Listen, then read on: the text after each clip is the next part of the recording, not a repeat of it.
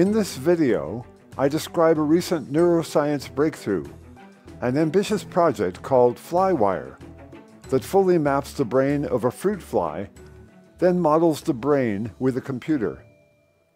The largest project of its kind, FlyWire represents a stepping stone toward more ambitious projects, including human beings. In phase 1 of the FlyWire project, neuroscientists sliced the brain of a fruit fly into 7,000 thin layers, examined each layer in an electron microscope, then assembled a complete map of the fly's brain. Then, in phase 2, scientists used that map to build a computer brain and test it. Finally, in what to me is a sublime moment in modern science, neuroscientists stimulated the computer brain with a sugar signal, and the computer fly extended its computer proboscis toward the sugar. No, boys and girls, I'm not making this up. But that's just a summary. To explore this breakthrough, we need a historical context.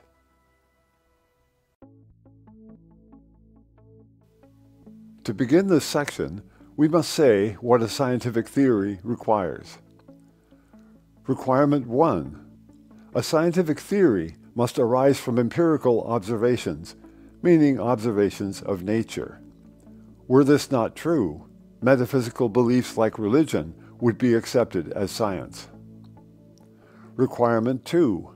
A scientific theory must in principle be falsifiable. An empirical test must exist whose failure would invalidate the theory. Were this not true, everyone's favorite fantasy would become science. Bigfoot, the Loch Ness Monster, you name it. Remember these science requirements going forward. So how do psychology and neuroscience differ? Let's start with psychology. Wikipedia defines psychology as the scientific study of mind and behavior.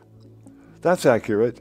There's plenty of science in psychology, some of it very good, even though because it studies the mind, and because the mind is not part of nature, the field of psychology cannot be a science. Some viewers may wonder how a field that creates legitimate science can ultimately be judged unscientific. As it turns out, any field can perform scientific studies, but be fundamentally unscientific. To make this point, I just created a toy astrology study where I discover how many people belong to each astrological sign. This scientific study relies on a database of birth statistics and partitions the results by astrological sign. The study is legitimate science. It's reliable, accurate, and useful to astrologers who may need to know who their clients are. But does this valid scientific study make astrology itself scientific by association? No, it doesn't. This is because the study doesn't address or test the theoretical foundation of astrology, the idea that the positions of stars and planets rule our lives. Astrology's theoretical foundation has been proven false. Consequently, no amount of legitimate science within astrology can turn astrology itself into a science. Put another way, astrology can do science, but it cannot be science. As with astrology, psychology publishes plenty of science, some very good, but this cannot turn psychology itself into a science, because psychology's topic is the mind, and the mind cannot be studied scientifically. So just as with astrology, even though psychology can do science, it cannot be science. These requirements mean psychology will be replaced by neuroscience. Here's how Neil deGrasse Tyson explains it. Dr. Tyson. Our best hope today lies with the neuroscientists. What are thoughts but electrical impulses among brain cells? What are ideas but novel firings of those cells? What are mental problems, if not impulses that have misfired? In the way that chemistry arose from the ashes of alchemy, neuroscience, a field still in its infancy, may one day subsume psychology, laying bare our inner universe, which has remained hidden for so long.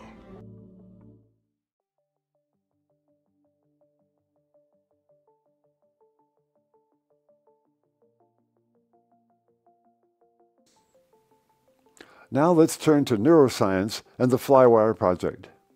Neuroscience solves psychology's central problem, a focus on the mind. Neuroscience rejects the concept of a mind and instead studies the brain and nervous system. In the future, this biological approach may lead to accurate diagnoses and possibly treatments for many brain diseases that psychology cannot address. I recently searched several FlyWire science articles and discovered that the word mind doesn't appear once. This is because the brain is a thing, a suitable science target, but the mind is a philosophical abstraction, a non-physical conjecture, therefore inappropriate for science. I'm reminded of a famous conversation between Napoleon Bonaparte and Pierre-Simon Laplace, an early physicist. Napoleon asked Laplace where God fit into his science, to which Laplace replied, "I have no need of that hypothesis." Fortunately for Laplace, Emperor Napoleon found this reply amusing. In the same way, with respect to psychology's idea of a mind, neuroscience has no need of that hypothesis. Let's explore the FlyWire project with a few digressions along the way. The first step in mapping a fruit fly's brain is to prepare it for sectioning and imaging. This process makes the brain a rigid body suitable for slicing using a diamond blade. A digression. When I worked in microbiology decades ago, the default blade material was obsidian. At that time, a diamond blade would have been impossibly expensive. Obsidian was acceptable and cheap, but blade preparation required expertise. Only a handful of skilled practitioners could create an obsidian blade suitable for cell sectioning. I collected this piece of obsidian, weighing 2 kilos, at a place called Glass Butte in Oregon. In some locations, the ground is covered with obsidian, as shown in this image. In fact, at Glass Butte, you don't want to lose your balance and fall because you might be cut to pieces by the volcanic glass. Today, Glass Butte is famous among geologists, but it was already famous thousands of years ago when Native Americans carried obsidian tools, arrowheads, and spear points great distances along indigenous trade routes. Some 9,000-year-old Oregon obsidian was recently discovered at the bottom of Lake Huron, 4,000 kilometers away. But like many public attractions, Glass Butte has become too popular for my taste. I'm reminded of something Yogi Berra once said. Nobody goes there anymore. It's too crowded. End of digression. Diamond blades are now the preferred material for cell sectioning, primarily because diamond has become much less expensive and easier to shape. This is because a typical modern diamond is synthetic, human-made, created under great temperature and pressure in a production line. Diamond prices have fallen so far that the De Beers Company, which once monopolized the diamond trade from hard rock mine to sales counter, is becoming a retail jewelry company. Looking forward a bit, synthetic diamond may replace silicon in transistor technology. Diamond semiconductors have many advantages over silicon. They accept a much wider temperature range, are faster and more power efficient. But diamond transistors are still a laboratory curiosity. Moving on to the next step in the FlyWire project. Each of the 7,000 fruit fly brain slices is imaged with an electron microscope and placed in a photographic database. Then, the most difficult and most scientifically important step of all, use the image database to trace neuron and synapse pathways in the fly's brain. The FlyWire scientists apply computer methods to trace these pathways, plus occasional human intervention when the computer loses its way. This path tracing activity relies on the similarity of adjacent layers, which allows us to follow neurons and synapses from one layer to another. This image analysis creates something called a connectome, a complete wiring diagram of the fly's brain. This connectome has been used to create a computer model of the fly's brain, suitable for testing our assumptions about how a brain works.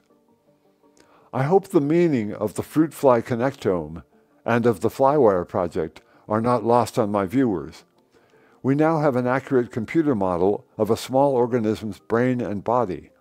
We can apply brain stimuli and see how the body responds, and vice versa. The difference between this fly model and a human model is a question of scaling, not to diminish the difficulties along that path. The FlyWire project is already considering a mouse model, then a human model. These steps won't be easy. A mouse's brain is much more complex than that of a fly, and the complexity of a human brain has yet to be fully worked out, in particular with regard to synapses, the connections between brain cells.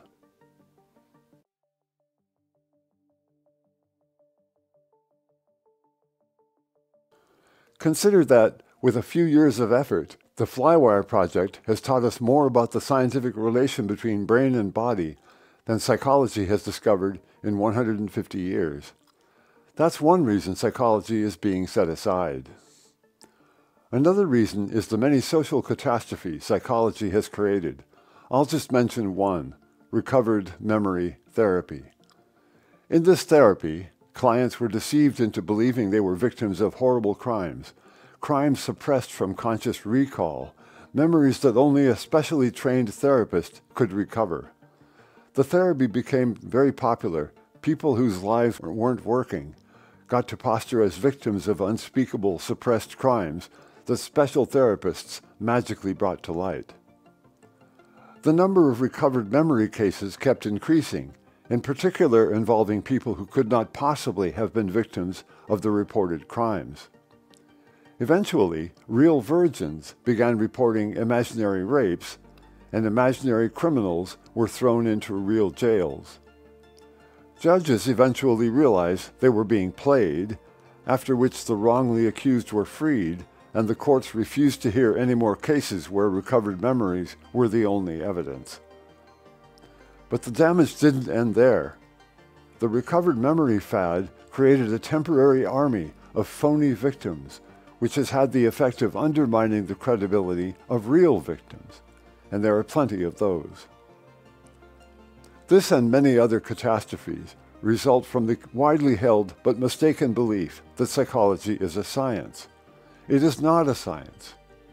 The mind is not part of nature, and theories of mind cannot be falsified. Let's examine the present moment from a historical perspective. Alchemy was a medieval practice intended to convert base metals into gold. Eventually, the science of chemistry replaced the pseudoscience of alchemy. Astrology claimed that the positions of stars and planets ruled our present and future. Eventually, the science of astronomy replaced the pseudoscience of astrology.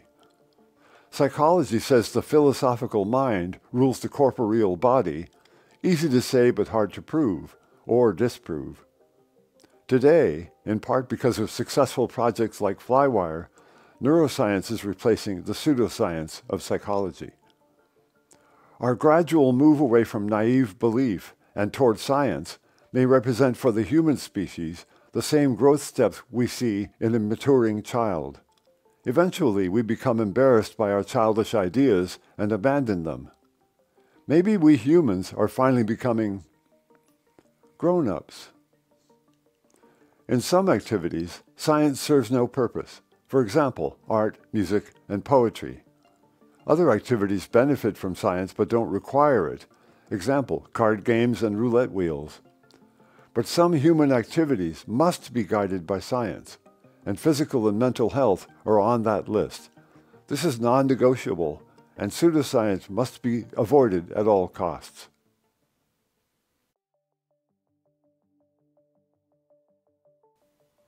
So, what happens to talk therapy? Does the abandonment of psychology mean the end of talk therapy? No, not at all, for two reasons. One, studies show that all therapies are equally effective, regardless of the training of the therapist, assuming the activity meets certain broad guidelines and the therapist is properly motivated. Many studies have tried to contradict this idea, prove a benefit to one therapy over another, but meta-analyses show that all legitimate therapies are equivalent. Two, what we today call talk therapy has existed for centuries, if not millennia, in different forms. By long tradition, older, more experienced people make themselves available to young people needing life advice. In fact, from an evolutionary perspective, this counseling role may explain why people live well past reproduction age, not true for many other species. I think the modern psychology-based talk therapy profession may have arisen from an early naive belief that psychology would turn into a science of mind and create cures for mental problems. As things turned out, that was a forlorn hope.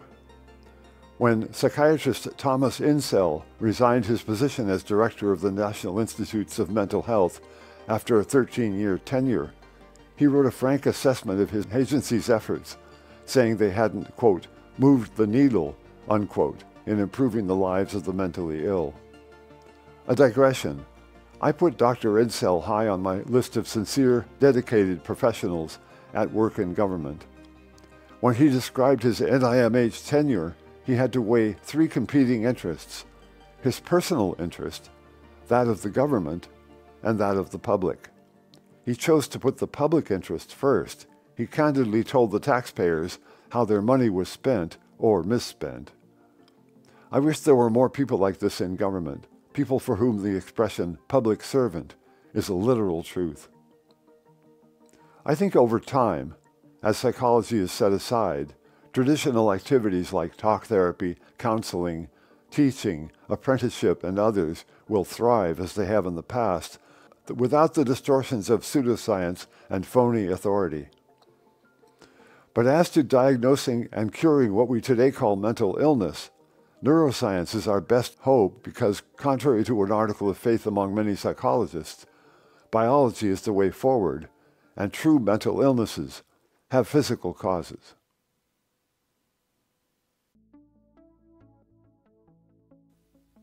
In this section, I offer some advice for students choosing a college major, advice related to this video's topics of neuroscience and psychology.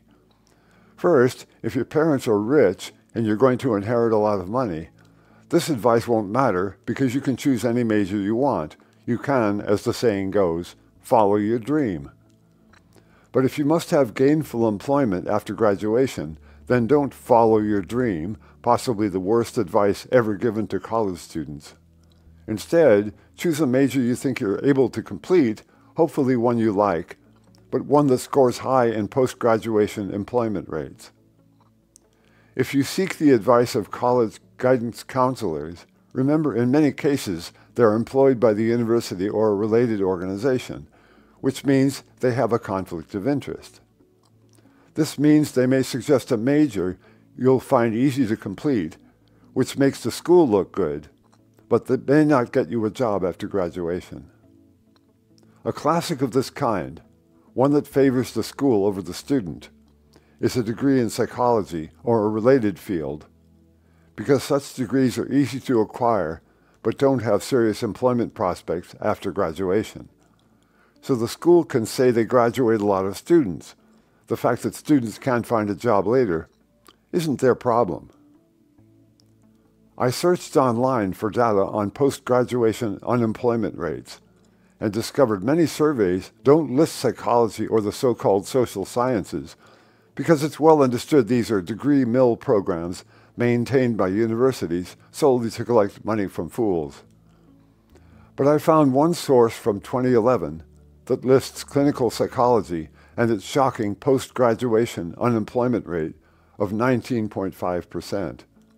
Link in the description. Even more shocking is the fact that 3 other psych degrees are in this list of lowest ranked degrees, shown here in red. To put this result in perspective, here's a version of the chart that compares a psych degree to 2 other groups, those who graduated high school and those who didn't. What does this mean?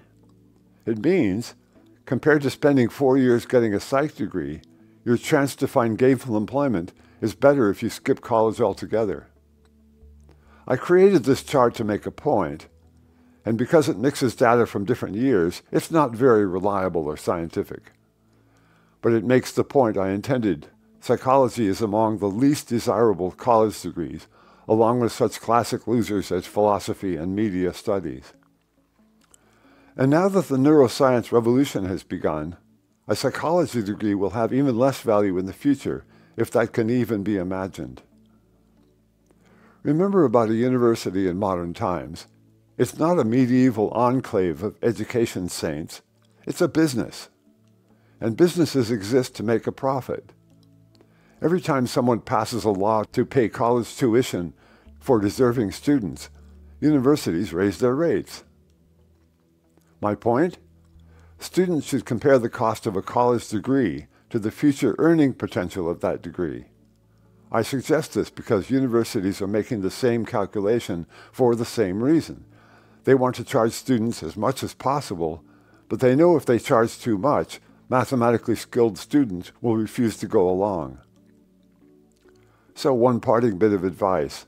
Don't choose a degree based on emotion. Instead, do the math. Thanks for watching. Please like and subscribe. And hang on, this video isn't over quite yet.